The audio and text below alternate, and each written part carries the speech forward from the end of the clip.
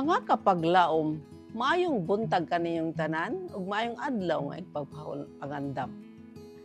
Ang atong hilisgutan karong Disyembre 20 giuluhan og kinabuhi o kamatayon. Ang atong teksto makita sa Roma 6:23. Kay ang suhol gikan sa sala mao ang kamatayon. Apan ang walay bayad nga gasa gikan sa Dios mao ang kinabuhing dayon diha kang Kristo. Hesus nga atong Ginoo. Mga kapaglaom, ang tanan nakasala man ug nakabsan sa himaya sa Dios. Roma 6:23. Apan si Kristo mihatag sa iyang kinabuhi aron sa pagluwas sa makasala gikan sa silot sa kamatayon. Siya namatay aron kita mabuhi. Pinaagi sa iyang kamatayon, iyang gidala ang kaluwasan nga makabot sa tanan. Ang madagayaong pamatuod nga gihatag sa Dios nga iyang gitinguha ang kaluwasan sa tao, mao ang pagkahinukman niadtong nagdumili sa gasa sa langit. Sa katapusang dakong adlaw sa dihang ang tanan pagagantihan o silutan sumala sa ilang pagkamasinugtanon o pagkamasinupakon, ang krus sa Kalbaryo magapakita og dayag niadtong nagabarog atubangan sa maghukom sa tanang kalibutan aron sa pagdawat sa ilang sentensya hangtod sa kahangturan.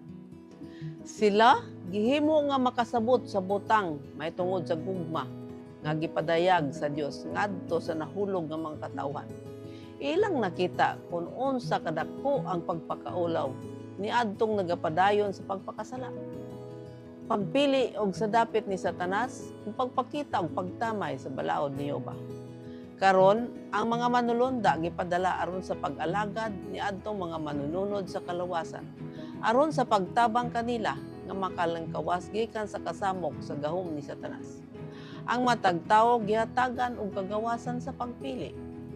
Kaniya ang pagpili kung siya mobarog ilalom sa itom nga bandila o sa pagsupil o ilalom sa nabulit nga dugo nga bandila ni Prinsipe Emmanuel. Uban sa lalom nga pagkababalakon, ang langit nagatan-aw sa away tali sa maayo ug daotan.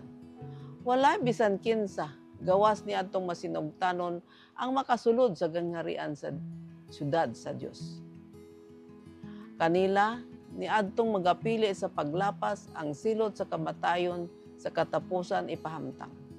Ang yuta pahugasan gikan sa ilahang mga kasaypanan ug sa ilang pagsupak sa Dios. Ang balaod sa Dios maong kopya sa kinaiya sa Dios ug kadto lamang ang nagatuman niining balaod ang pagadawaton niya. Ang matag pagbiya sa pagsunod sa balaod sa Dios mao'y rebellion. Mao'y alang sa pinakamalabing taas nga pagtagad sa tawo ang pagtuman sa balaod sa Dios. Alang sa pagpahiuyon sa mga prinsipyo niini nga balaod, mao'y kinahanglanon alang sa pag-umol ug batarong nga kinaiya. Ang mga lagda sa kinabuhi nga gihatag sa Dios maghimo sa mga tawo nga putli ug malipayon ug balaan. Kadto lamang mga nagatuman niini mga lagda ang makadungog gikan sa mga ngabil ni Kristo ang pulong saka ngani pataas. Mga kapaglaom, ang tanang katawhan nakasalaog ang bayad sa sala mao'y kamatayon.